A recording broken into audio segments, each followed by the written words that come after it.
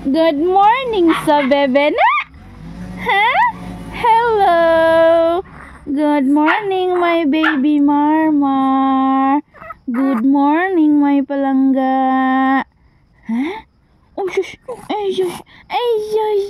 Ay shush. Naman gadad. Hello.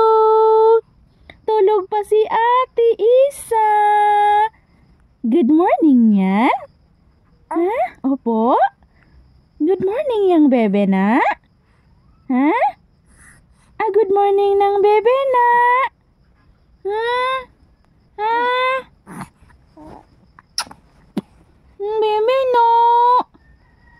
Bebe na?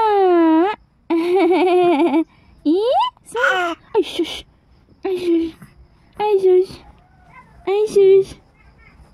Hi guys! For today's video kay manikay-sikay na po ng isa ka inahan diri sa kabukiran. So for today's kabuntagon kay magtiwas daig kog panglaba guys. Kagahapon ra ko nagsugod og panglaba kay lagi kusog man nag-uwan og nakatigom ko og tubig sa drum. Maunang magtiwas ko og panglaba pero grabe bisag ikaduha pang adlaw guys wala pa gyud na human akong labhonon kay lagi daghan maglabhonon nagsagol-sagol ng mga puti bag-og sanina sa bata. Pero syempre unahon gyud nato paglaba ang sanina ni baby kay prior gyud na guys, and then isunod na dayon ang mga puti kay lagi na amon tay mga estudyante guys ilang mga uniform, and then pang trabaho na dayon ni Papa Edmar. So mo na guys kagahapon wala na ako nag-vlog kay dali dayon kay nabiya tay bata no unsa dita pwede maglangan-langan.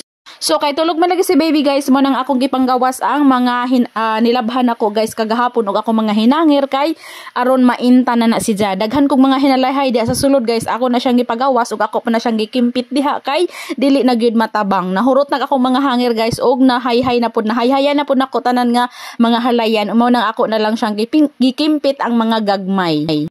So mo na guys nga ako na lang siyang gikimpit tong mga gagmay, mga underwear, mga short nga gagmay kay nauga naman ang ka-baby. Adto pa man tong last day nako gilabhan ang ka-baby guys ja kay nauga naman. So mo nang akong gitangtang og ako na dayong gipulihan sa mga short nga gagmay. So mo na guys nga mga pagkabuntag sayo sa buntag nagmower gyud si Papa Edmar guys kay perte na gyung sagbuta sa amo ang nataran guys kanang nay disadvantage puning dako tag nataran no kay kanang dako tag pagasilhigan pero grabe pud ang amo ang sagbot guys taas na gadwa na gyud na atiman og guna-guna og unsa pa man diha kay lagi na aman tay bata mo nang nagpamawir na lang ko ni Papa Edmar kay mas dali raman og i-mower.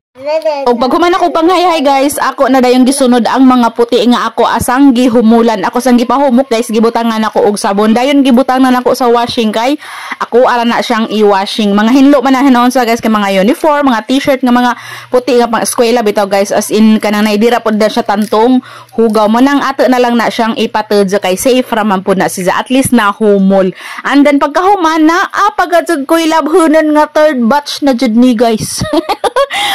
Dili pa man lagi yung tanin ako humanon guys kay pang third batch na gadyo si Ja pero kinahanglan na ginakong humanon whether I like it or not kay kuhaon na ni mama agilahang washing kay nagapanghulam ramang ko ni mama og washing guys kay wala pa malagi tay ikapalit karon mo nang nagapanghulam ra ko ug dili lang pud nako dalagi maatubang og magkusot-kusot ra kay na amang kuy batang gamay, and then adlaw-adlaw nagatrabaho si Papa Edmar so ako ra gyud ang mulaban maay na lang gani kay mutabang jud si Papa Edmar basta kay na as time pero karon kay medyo busy ang racket maunang ako sa lang jud ang nidasmag. So maura ta daghang salamat sa pagtan-aw.